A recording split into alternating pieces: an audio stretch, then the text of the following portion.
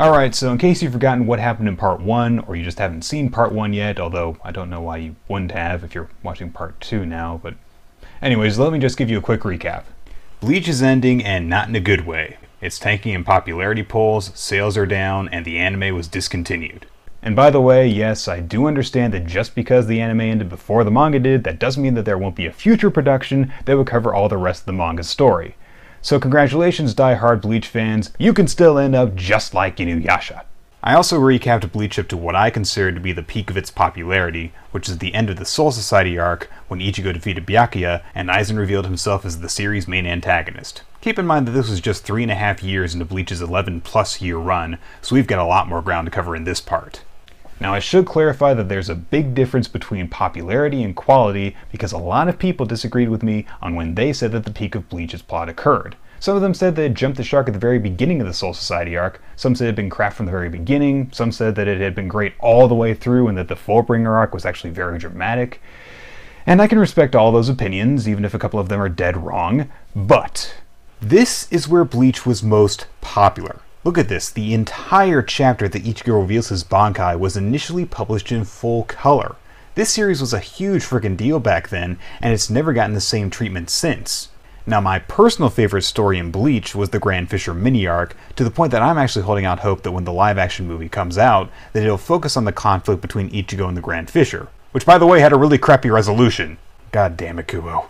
So I can talk in more detail what I find personally to be good or bad about different points in Bleach, and whenever I talk about its popularity, I really just kind of have to go by what I remember that people have said when I've talked to them, or from browsing forum statements and stuff like that, because I don't have hard facts, I don't have popularity poll results, I don't have volume sales figures for Bleach's entire decade-plus long run. However, I do have this. So that makes me think that something happened in 2009 or 2010 that turned people off of Bleach, and I think I know what it was, and a bunch of you, now that I've said that, probably already know what I'm talking about, but in order to get to that, we're going to have to get through about 5 more years worth of material first. The whole overarching war against Aizen plot kicked off by kind of going back to Bleach's roots, with Ichigo and his friends defending Karakura Town against various hollow attacks. The first new villains we see are 2 of the Espada, the 10 most elite soldiers under Aizen's command. The 10th and supposedly weakest Espada destroys Chad's arms, shatters Orihime's powers, and beats the ever-loving crap out of Ichigo. So in order to become stronger, Ichigo starts training with a number of rogue Shinigami called the Visored, who, like him, have gained hollow powers. Rukia returns to Karakura Town along with a small group led by Hitsugaya, and they stick around for the duration of the arc in case Aizen's forces attack again, which they do twice. During those attacks, Ichigo forms a rivalry with the 6th Espada, Grimmjow Jagerjak, and during the second attack, another Espada, Okiura, forces Orihime to surrender herself to Aizen so that he can make use of her regenerative powers. Nothing that happened in this story arc was particularly bad, and I don't think that there was any noteworthy drop-off in quality or popularity. There were a couple of dull stretches, but we could be patient because we knew that the confrontation with Aizen was coming. However, I do feel like Ichigo's big internal confrontation with his Hollow was a bit anticlimactic, not to mention future events make it seem pointless. See, the Hollow lectures him about instinct, and he learns that his weakness is a result of needing to justify his fights instead of possessing pure fighting spirit. I mean, this seems kind of similar to what Ichigo learned back when he was training with Urahara, that he must fight with a sense of resolve and not fear. But now he's being told to fight with passion and not reason? That doesn't sound nearly as wise. But 1 year out from the conclusion of the Soul Society arc, and things are pretty solid and looking up. So Orihime's been captured, and Ichigo, Chad, and Ishida rush off to save her. Captain Commander Yamamoto orders that no members of the Shinigami Corps assist in the rescue attempt, but Ruki and Renji join up to help anyway, and then Yamamoto later changes his mind. I felt that this arc took a while to really get going. I mean, all the fights felt like padding up through the appearance of the Privaron Espada, and I also disliked that by the end of the arc, much of the main cast had been shoved aside so that a few captains could come to the rescue. But on the other hand, the majority of the battles with the Espada were good. Rukia's fight with Aroniero is my favorite in the entire arc, and it was great to see her put her demons to rest. Zaraki's battle with Noitoro was just out-and-out badass, and Byakuya's fight with Zomari happened, and Mayuri genuinely impressed me with his pure mad scientist-ness. I know a number of people were kind of unimpressed with the end of Ichigo's fight with Grimmjow, since he just kind of pulls the victory out of his ass for seemingly no reason. Looking back, the ending makes sense to me, but I do agree it comes off as pretty anticlimactic. Now I think that this was where people started noticing just how repetitive Bleach could be, because you could draw a lot of parallels between the Hueco Mundo arc and the Soul Society arc. The catalyst for the beginning of the story is the abduction of a main female character. The main characters are separated as soon as they infiltrate the enemy's stronghold. A short ways into the adventure, a cutesy comic relief character with healing abilities joins up with Ichigo. Ishida fights a mad scientist. One of Ichigo's rivals has a bizarre hair color and markings around the eyes and is the most sympathetic villain in the arc, while the other is pale-skinned, dark-haired, eternally condescending, and comes into conflict with the first rival. Rukia is haunted by memories of her fallen lieutenant. Chad utterly destroys a minor villain whose name nobody remembers and then immediately loses to a more powerful foe. Renji loses to everyone. Also, and this trend actually started happening in the Arrancar arc, Kubo really started stepping up the arm maiming. Yami gets his arm cut off by Ichigo, and then very shortly afterward, Grimmjow gets his arm cut off by Tosun, who then proceeds to vaporize it, and that's actually really funny to me because I think that that's actually the character's most memorable moment. The arc concludes with Aizen closing all the passages out of Hueco Mundo to prevent the heroes from following him to Karakura Town, which he plans to annihilate as part of a ritual that will basically allow him to meet and then kill God. Yeah, Aizen might be smart, but his plans aren't all that original. Fortunately, when Aizen and his subordinates arrive in Karakura Town, the remainder of the Shinigami Corps are there waiting for him. And then they fight! And then they don't fight. And I'm gonna warn you, this is where I really start focusing on my personal feelings on the series. In an incredibly frustrating move, here Kubo leaves us on a devastating cliffhanger in favor of showing off an unnecessarily long flashback to 100 years before the series takes place. In a lot of ways it's a very informative side story, but good god it was a dick move to do this, and it took 3 months to return to the confrontation the main plot had left off at. And then some unimportant characters fight instead. Basically all the lieutenants fight each other in battles we know don't really matter considering the bigger guys are all, right fucking there. And really, what was gained from any of these minor battles? We get to see Michika's and Hisagi's powers in action, and Ikaku's character arc progresses a little bit, but other than that, god, it takes another 3 months before the captains and the Espada even join the fight. And then they still don't focus on the fighters that matter.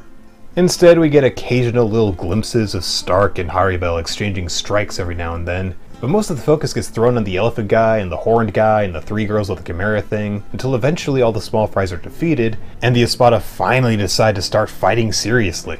And then, we cut to Ichigo instead. In fairness though, he's fighting Ulquiorra, which is kind of a big deal, so at least something important is happening now, but good god. Kubo says these guys are gonna fight next, and then half a year goes by and they still haven't fought. This better be worth the wait, you fucking cock tease. So anyway, Ichigo fights on par with Ulquiorra, up until he decides to use the second form, and then Ichigo's losing, but he's Ichigo, so he still thinks he can win, so Ulquiorra decides to use... Wow! He looks like if a Hot Topic store took human form. Yeah, so he pummels Ichigo to within an inch of his life, blows a hole straight through his goddamn chest. Tsurihime tries to save Ichigo, but she's scared, and he's dying, and then Nishida's dying, and so she cries out in desperation for Ichigo to save her. Bullshit! Orihime, the girl whose powers are based solely on how resolute she is crying out for Ichigo to save her while he's lying on the ground bleeding to death from a massive hole in his chest?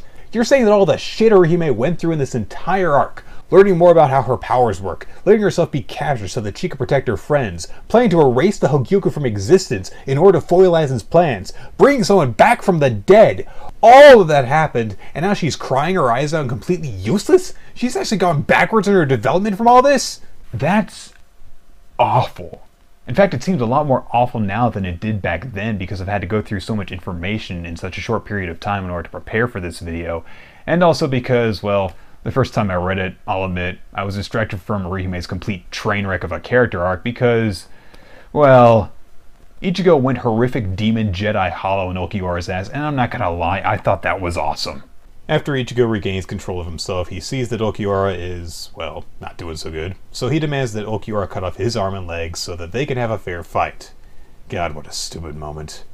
The thing about this line, however, is that it does tie into Ichigo's character arc. See, the main thing that defines Ichigo during the whole saga is his desire to become stronger so that he can protect his friends, coming into conflict with his fear of his own strength. See, the only real option he has to get stronger is to use his hollow powers, and he fears the total insanity that accompanies his hollow form.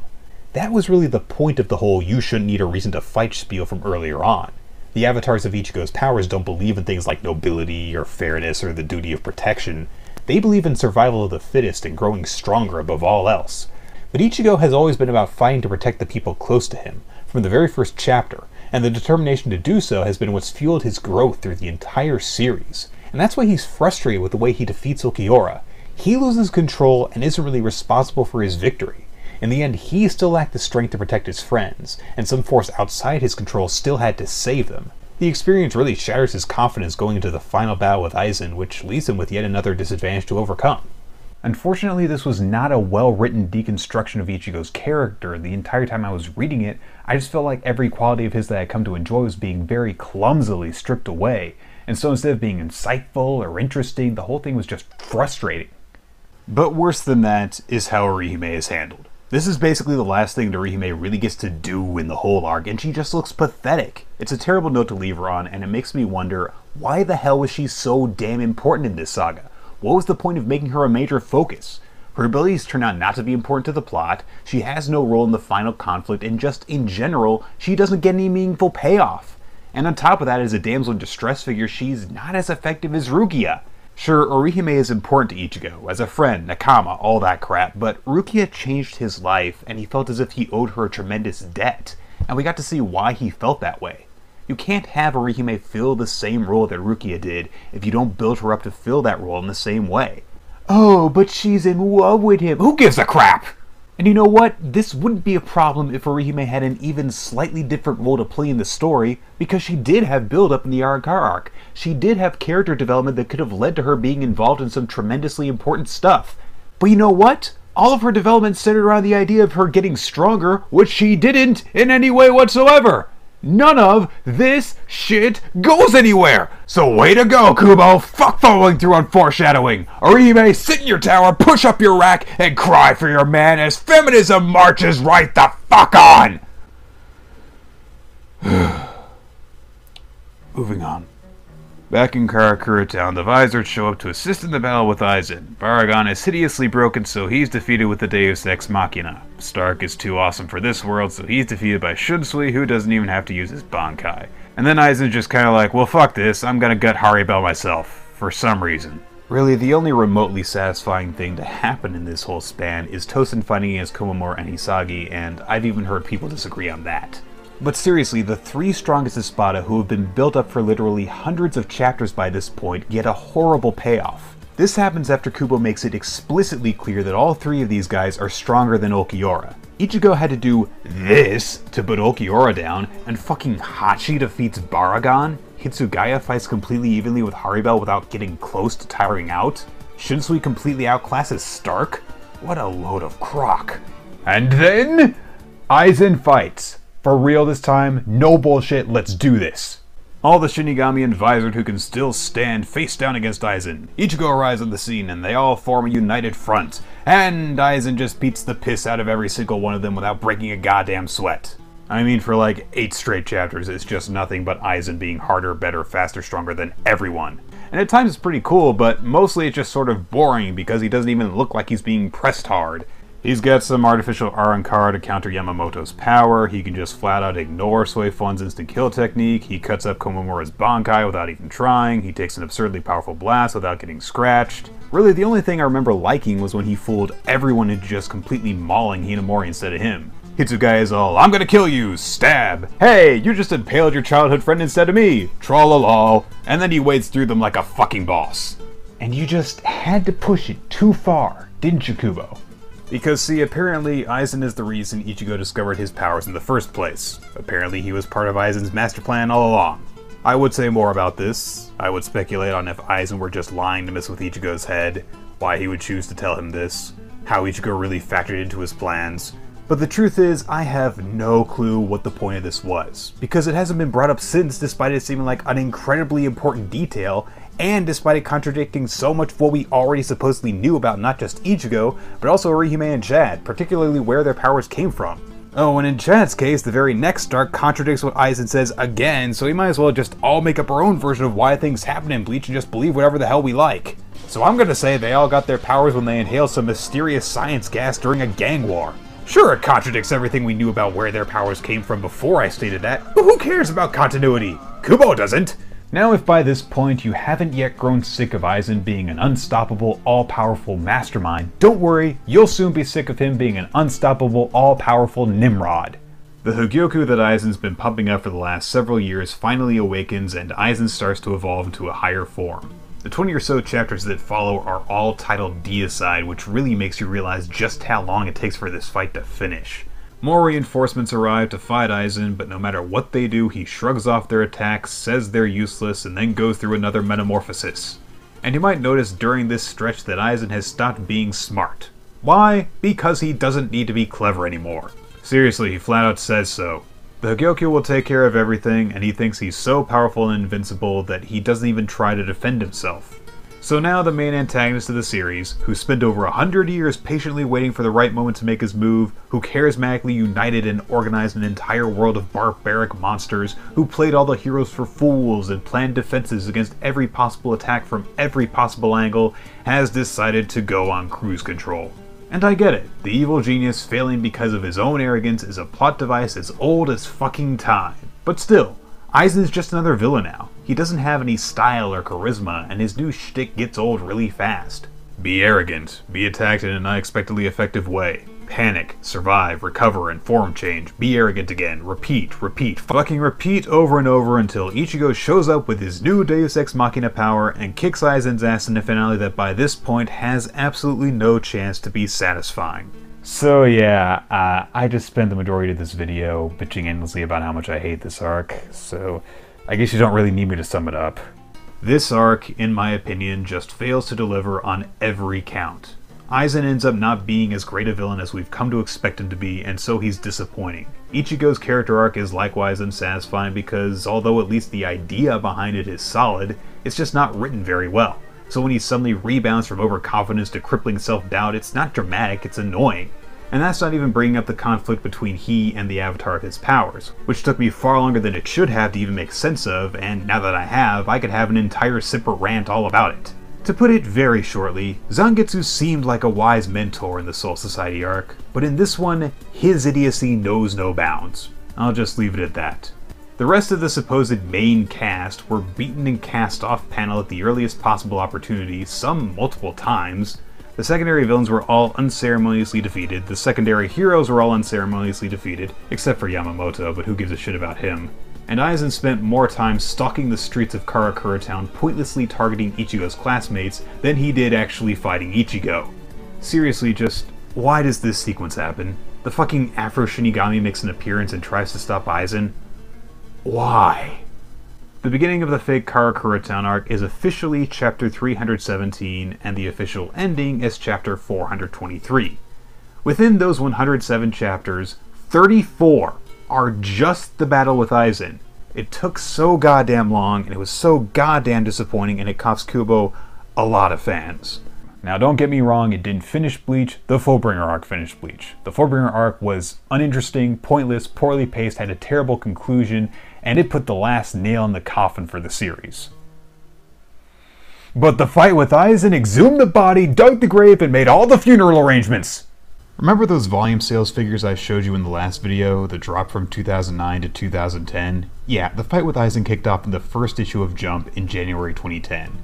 The Deicide chapters stretched from the beginning of April until the end of September. All the volumes that compiled that battle were released in 2010, and they sold 1 million fewer copies than the previous year. The next year was entirely dedicated to the Fullbringer arc, and sales dropped another 1 million as a result, but this fight, this finale, was a complete and utter disaster. Kubo Tide just failed to deliver after his audience had waited 7 years for this moment, and so this was truly the beginning of the end. And as I hope I've demonstrated, this wasn't a sudden thing, this wasn't a fluke. Bleach had gradually been declining in quality over the past couple of years, and when it came down to the most crucial moment, Kubo didn't pull through in the clutch.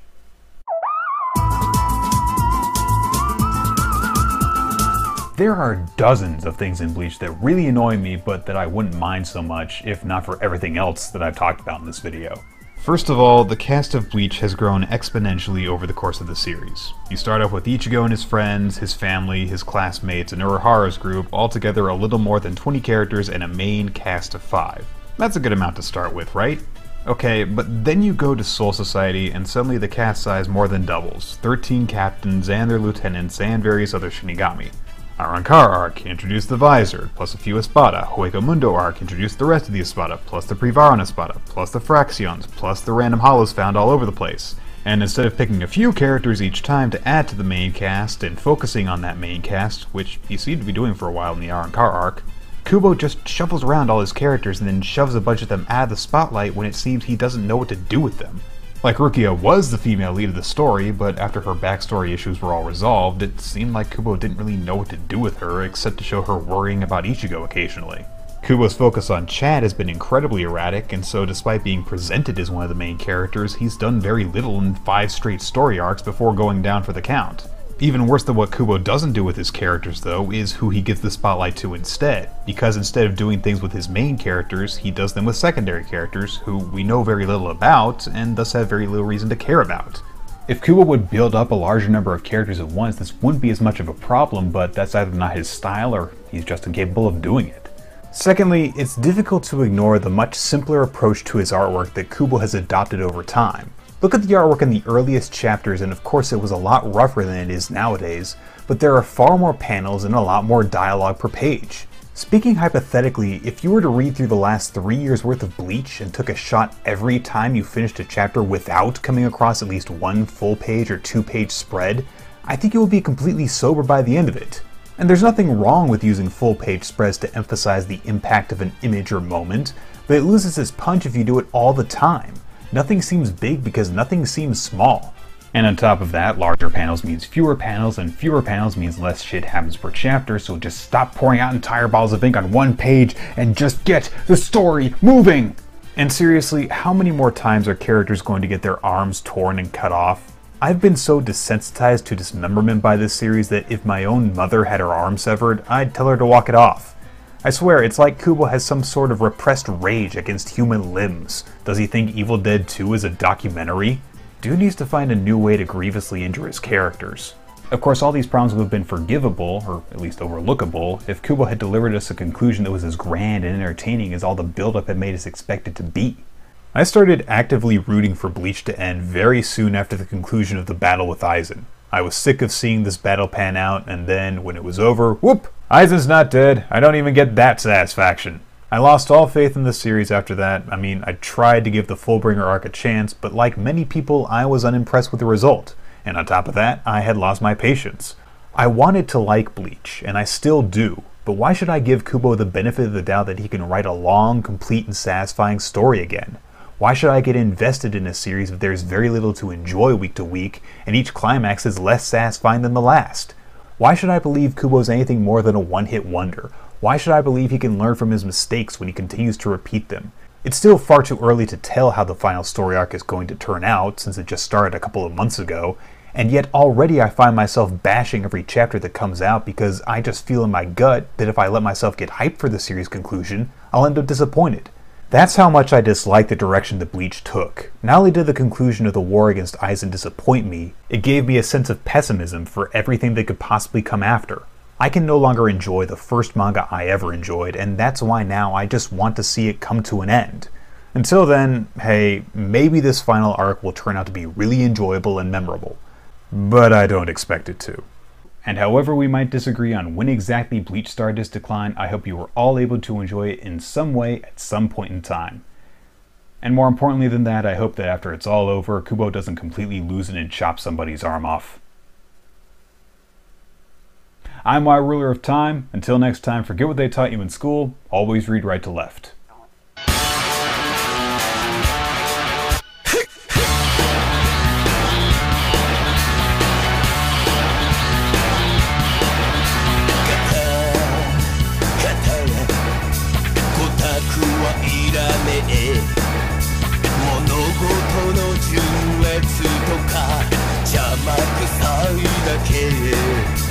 俺